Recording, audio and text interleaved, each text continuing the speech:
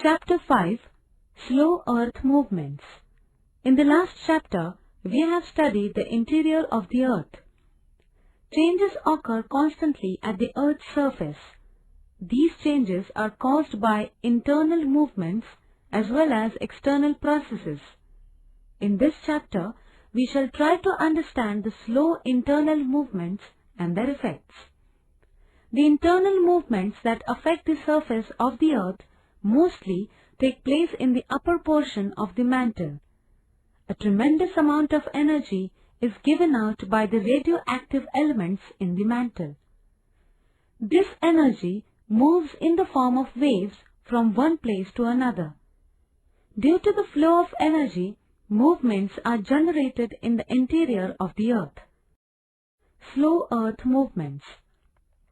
The movements in the interior of the Earth that are caused by the continuous and slow emission of energy are called slow Earth movements. These slow Earth movements affect vast areas.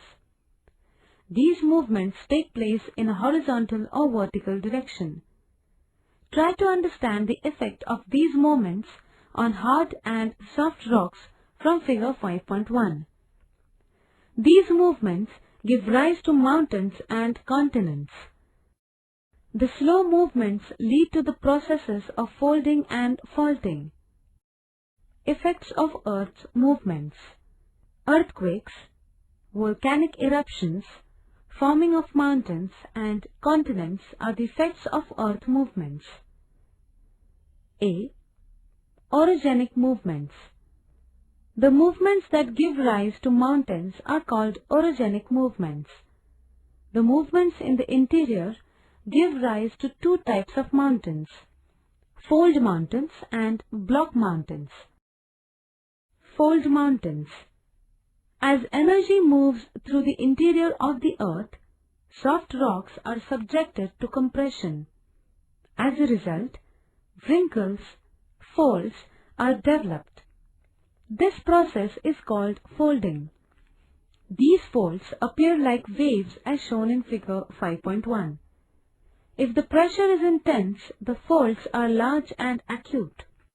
This leads to raising up of rock layers and thus fold mountains are formed. See figure 5.2. The Aravalli, Himalayas, Alps, Rockies, Andes, etc. are examples of fold mountains. Block mountains. Sometimes the movements in the interior give rise to energy waves that move away from each other. Such conditions lead to the development of tension in the rock mass. As a result, rocks are fractured and they move past each other along the planes of fractures. These fracture lines are called faults. See figure 5.3. In hard rock layers, the compression caused by the converging energy waves can also lead to faulting. When a portion of the crust between two parallel faults is raised up, it appears as a block. Hence, it is called a block mountain.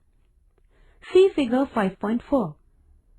The tops of block mountains are generally flat. They do not have peaks.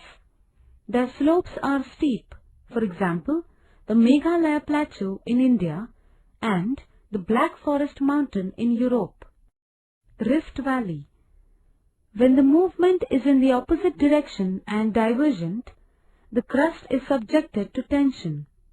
At times, the area between two adjoining faults subsides. Such areas of subsidence are called rift valleys. See figure 5.5. Both the slopes of rift valleys are quite steep. For example, the Great Rift Valley in Africa. Epiorogenic movements. The movements that give rise to the continents are called epiorogenic movements. Slow movements keep on taking place either towards the center of the Earth or away from it towards the crust.